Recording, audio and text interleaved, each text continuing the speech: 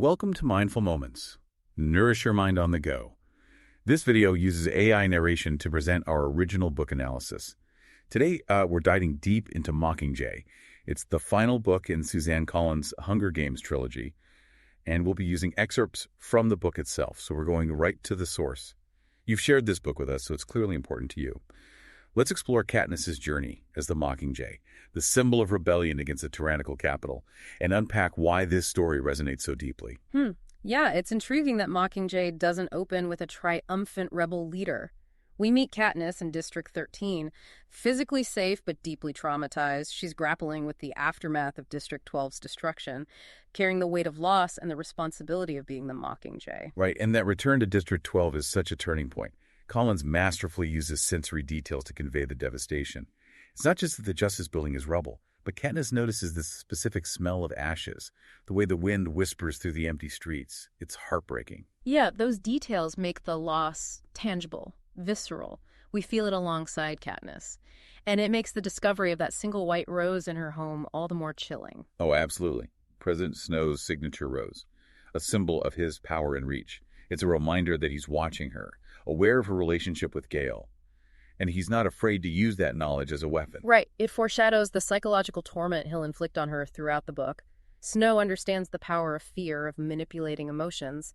He's playing a different game now, one that targets not just physical survival, but mental and emotional resilience. Absolutely. And speaking of resilience, the relationships Katniss navigates in Mockingjay are incredibly complex. Her feelings for Peeta and Gale are tested as never before. The war has forced her mother and Prim into new roles, creating a distance between them. Yeah, we see the war's impact on those personal connections. Love and loyalty are strained by the constant threat of loss, by the need to make impossible choices. It's a stark departure from the love triangle dynamics of the previous books. This is about survival, about how conflict reshapes the very nature of love. Right, and survival takes on a whole new meaning when we consider the propaganda war. Cinna's design of the Mockingjay uniform, created before Katniss even agreed to be the symbol, speaks volumes about his belief in her power. That detail highlights the importance of hope, of believing in something beyond oneself, even in the darkest of times.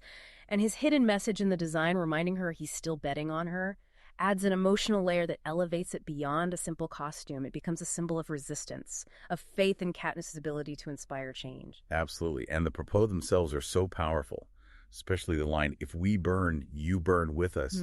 It's born out of that raw, visceral grief Katniss experiences after the hospital bombing in District 8. Yes, that scene is pivotal. It's where Katniss fully embraces her role as the Mockingjay. The propos isn't calculated or staged. It's her raw emotion pouring out. And it resonates deeply with the people of Panem precisely because of its authenticity. It's a stark contrast to the Capitol's manipulation of Peeta, who's been hijacked and turned into a weapon against the rebellion.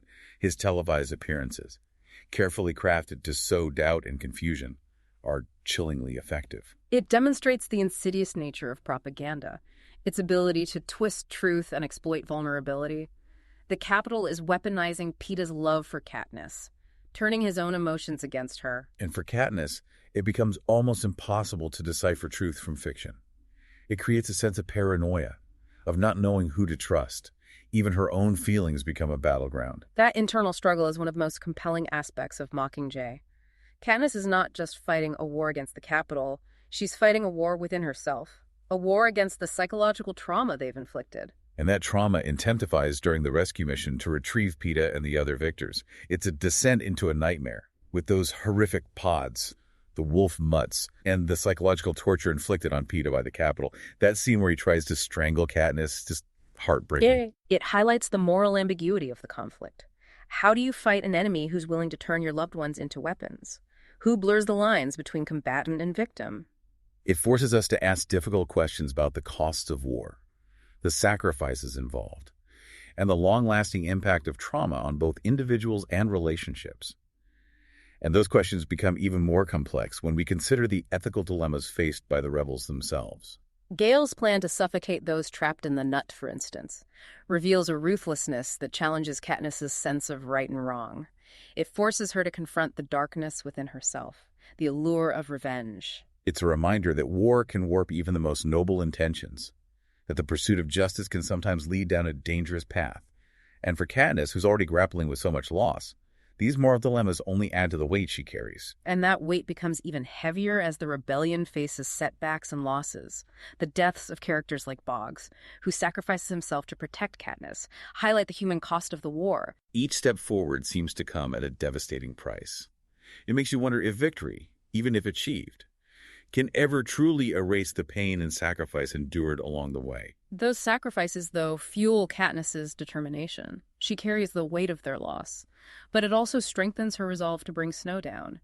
The rebellion needs her, the Mockingjay, to be their symbol of hope and defiance, even as she grapples with her own internal struggles. And ultimately, the rebellion is victorious. Katniss plays a pivotal role in bringing down Snow. But the victory is bittersweet. She's lost so much along the way.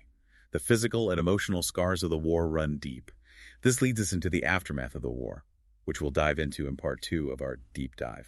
As we transition into the aftermath of the war in Mockingjay, we really start to see the profound psychological toll it's taken on Katniss. Oh, absolutely. She's gone through the fire and come out the other side, but she's not unscathed.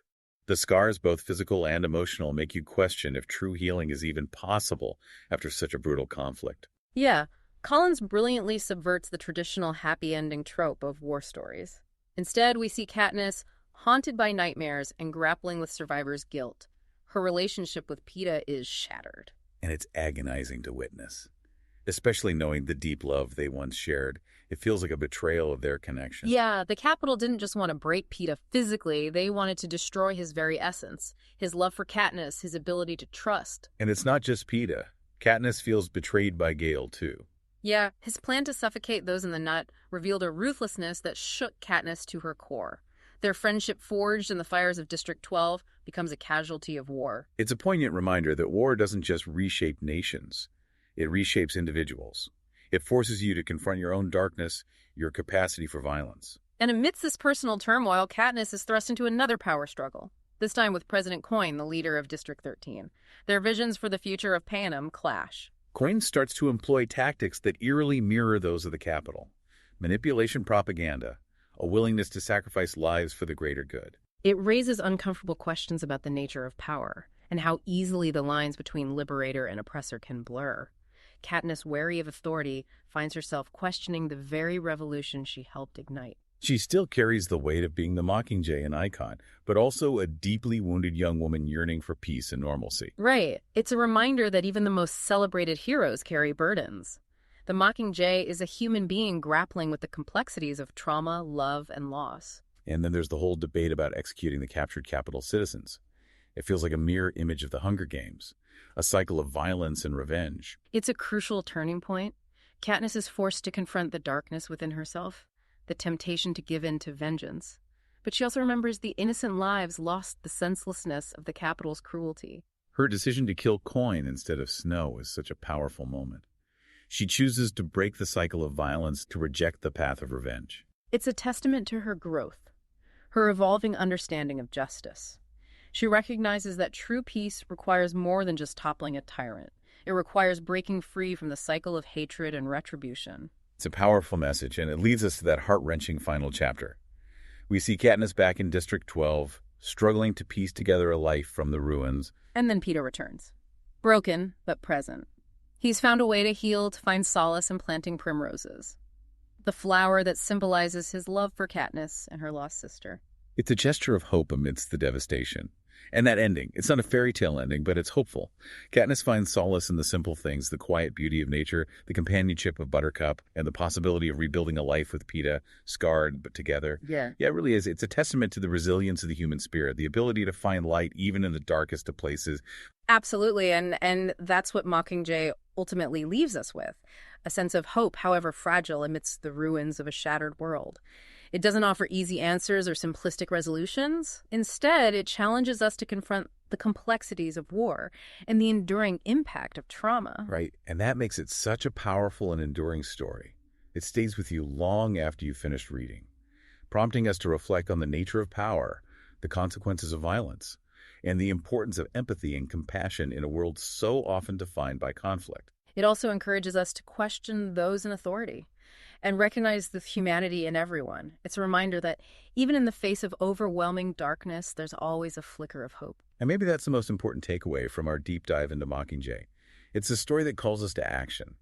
urging us to engage with the world around us to fight for justice, and to never lose sight of the power of hope. If you haven't already, we highly encourage you to pick up Mockingjay and experience the full story of Katniss Everdeen's journey for yourself. You can purchase the book using the link in the description. And if you enjoyed this deep dive into Mockingjay, be sure to subscribe to our channel for more thought-provoking analyses of your favorite books.